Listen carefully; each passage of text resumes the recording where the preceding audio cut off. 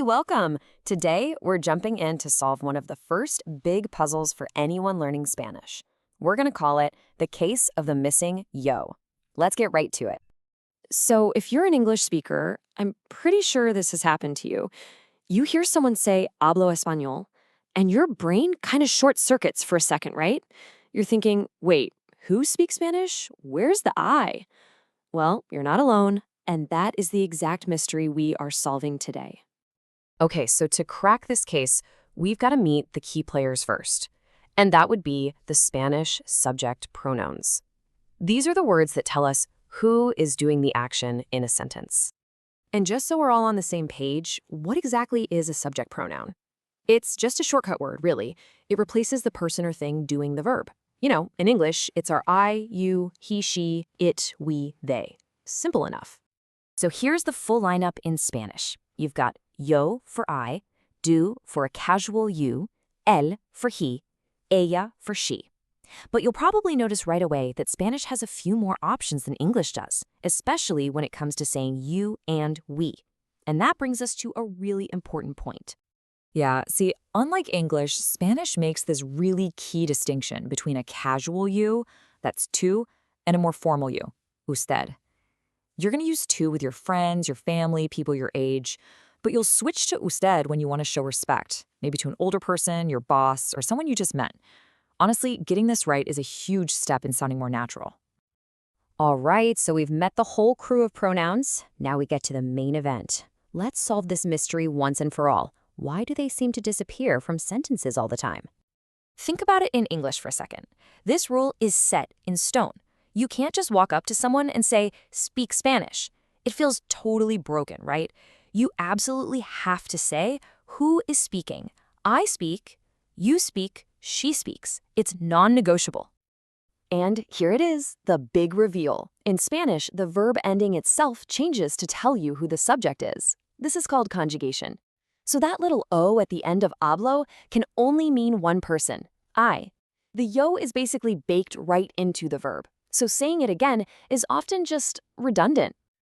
So you're probably wondering, if it's optional, why do I still hear people say yo hablo? Well, it all comes down to one thing, emphasis. Using the pronoun is like taking a verbal highlighter and pointing a big, bright spotlight on the person doing the action. Let's see how this feels. Just saying canto en el coro is perfectly correct. It means I sing in the choir. But if you add the yo, it becomes yo canto en el coro. Now it sounds like you're stressing that I, not someone else, sing in the choir.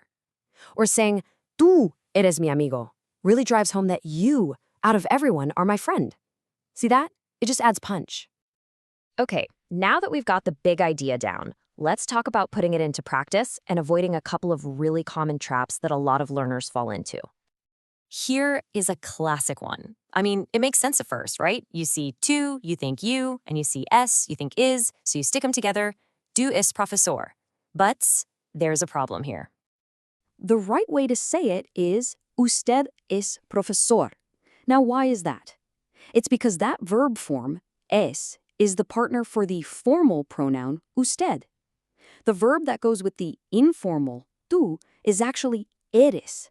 In Spanish, the pronoun and the verb ending have to agree. They have to match perfectly, no exceptions. And here's another key detail about agreement, gender. It's pretty straightforward. If you're talking about a group of all women, you'd say nosotras for we. But, and this is important, if there is even one guy in that group, the word defaults to the masculine form nosotros. The exact same rule applies to ellos and ellas when you're saying they. All right, you have been taking in a lot of information, so let's switch things up.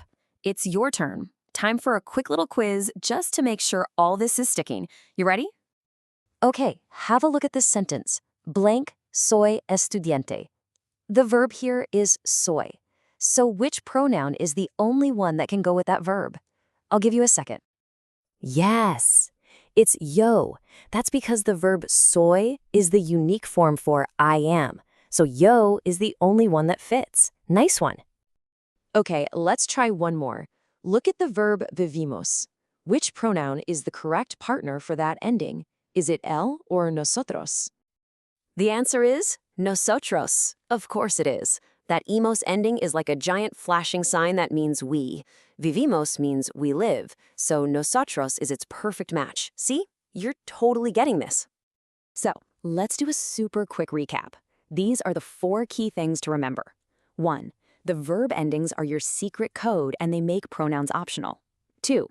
When you do use a pronoun, you're using it to add emphasis. 3. Always, always, always make sure your pronoun and your verb are a perfect match. And 4. For groups of people, if there's even one male, you use the masculine form, like nosotros or ellos. If you can remember those, you've totally cracked this case. So there you have it. The case of the missing yo is officially closed. It turns out the clues were hiding in plain sight, in the verb endings, the whole time. You just needed to know where to look. So the only question left is, what Spanish grammar mystery are you ready to solve next?